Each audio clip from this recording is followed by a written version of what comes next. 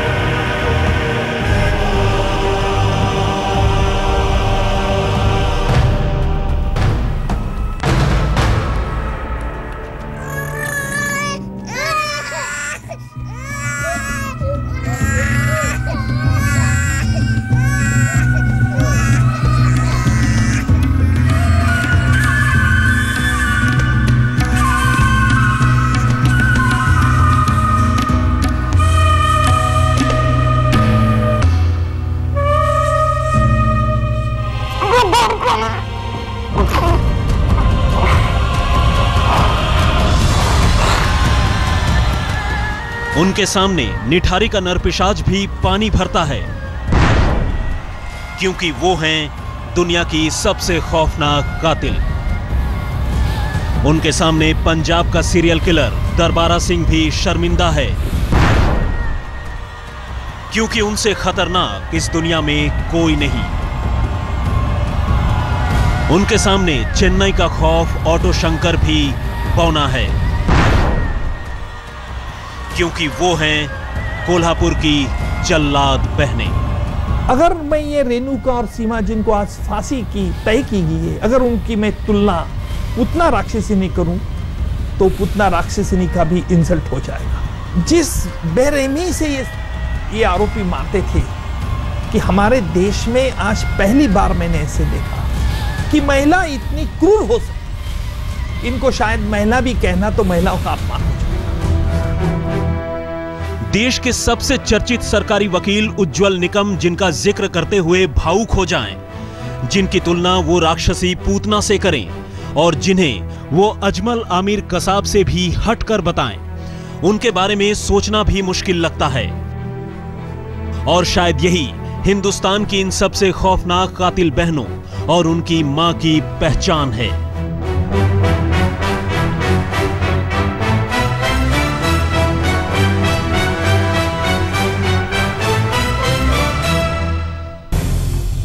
जी हां, यह किस्सा है कोल्हापुर की उन 3 हत्यारी मां बेटियों का, जिनकी कहानी सुनकर ही रोंगटे खड़े हो जाते हैं। रीढ़ की हड्डी में झुरझुरी दौड़ जाती है और यह यकीन करना भी मुश्किल हो जाता है कि इन 3 मां बेटियों ने मिलकर 1990 से 96 के दरमियान, यानी फकत 6 सालों में 1, 2, 10, 20 या 30 नहीं बल्कि 5 साल से कम उम्र के 42 मासूम बच्चों को अगवा कर मौत के घाट उतार दिया।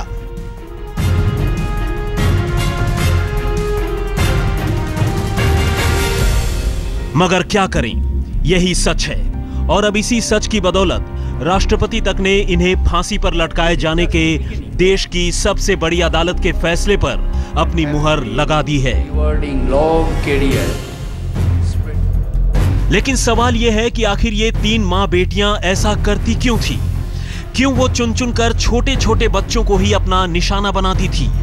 फूल से मासूम और अबोध बच्चों को मौत के घाट उतारने की उनकी ये कैसी सनक थी? और आखिर ये तीनों मां बेटियां गुनाह के रास्ते से चलकर फांसी के फंदे तक कैसे पहुंची? लेकिन इससे पहले कि आपको इन तमाम सवालों के जवाब से वाकिफ कराएं, आइए एक बार इंसान की शक्ल में हैवान इन तीनों महिलाओं से आपको मिलाए देते हैं।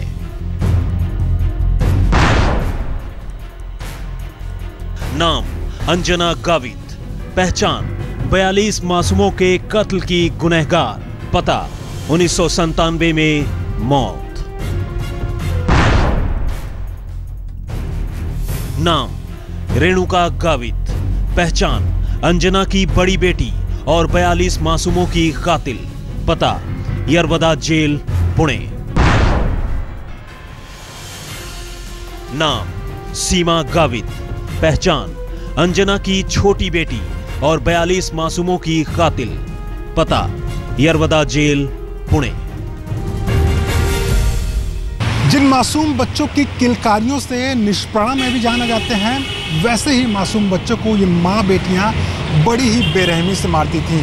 इन्हें तो महिला जाति की श्रेणी में डालना महिला जाति को गाली देने के बराबर होगी। सबसे बड़ी चौंकाने वाली बात यह थी कि ये खुद भी माँ थी, लेकिन दूसरों के बच्चे को इतनी बेरहमी से मौत के घाट उतारना, शायद यही वो वजह थी जिसने उन्हें फांसी के तख्ते तक पहुंचा दिया। एक वक्त था जब ये तीनों मां बेटियां महाराष्ट्र के मुंबई, कोल्हापुर, नासिक, पुणे और आसपास के तमाम इलाकों में खौफ का दूसरा नाम बन चुकी थीं और इन्होंने न मालूम कितनी ही माओं की गोद सूनी कर दी। लेकिन एक रोज आखिरकार इनका भी भांडा फूटा और ये सभी की सभी पुलिस के हत्थे चढ़ गई। लेकिन गुनाह को अंजाम देने का इनका तरीका जितना खतरनाक था, इनके पकड़े जाने की कहानी उतनी ही चौंकाने वाली। कोल्हापुर से दीपक सूर्यवंशी के साथ मुनीश चंद्र पांडे, मुंबई, आज तक।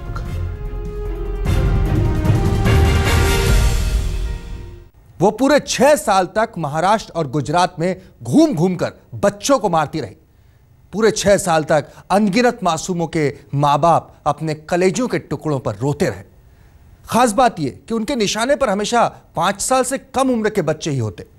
लेकिन एक रोज इनकी करतूतों का भंडा फूट ही गया और 42 बच्चों को मारने वाली तीनों मां बेटियां पुलिस की गिरफ्त में आ गई। एक सवाल सबके जहन में था कि आखिर वो क्यों करती थी मासूम बच्चों का कत्ल।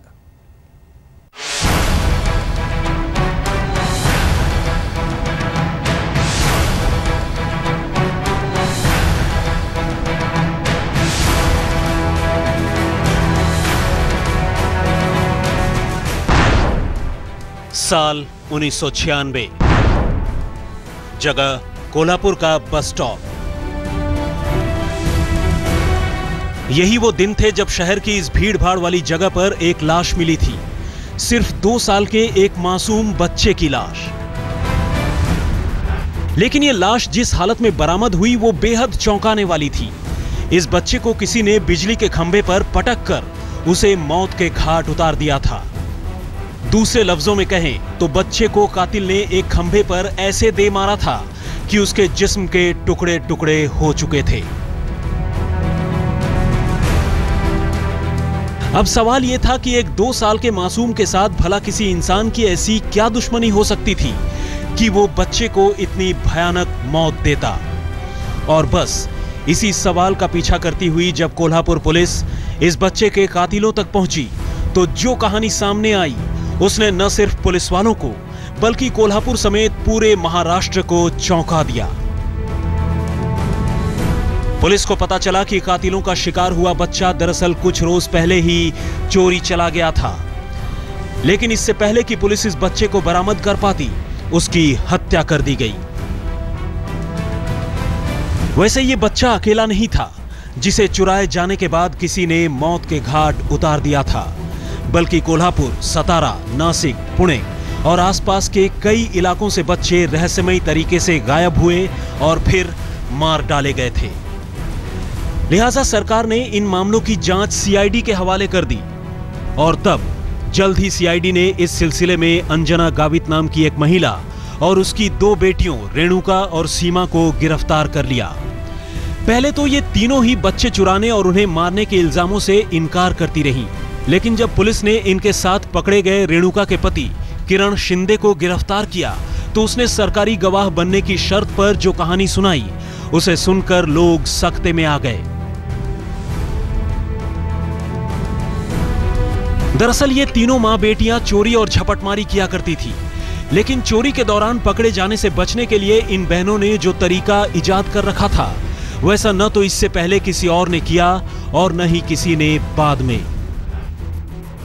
ये बहनें सबसे पहले तो भीड़ भाड़ वाली जगहों से 5 साल से कम उम्र के बच्चों को चुरा लिया करती और फिर इन्हीं बच्चों को गोद में लेकर चोरी और झपटमारी के लिए निकल जाती। लेकिन जैसे ही कोई इन्हें ऐसा करते हुए रंगे हाथों पकड़ता, ये फौरन अपने पास मौजूद बच्चे को जमीन पर पूरी ताकत से पटक देती। अब लोगों का ध्यान चोरी से हटकर बच्चे पर चला जाता और बस कुछ इसी मौके का फायदा उठाकर ये लोग भीड़ के चंगुल से बच निकलती। ये सिलसिला लंबे वक्त तक चलता रहा और ये तीनों इसी तरह बच्चों के सहारे गुनाहों को अंजाम देती रहीं और मौका मिलते ही उन्हें मौत के घाट उतार देती। लेकिन बच्चों को मारने और उन पर जुल्म ढाने के सिलसिले में ये इतनी आगे निकल गईं कि शैतान भी शर्मसार हो जाएं।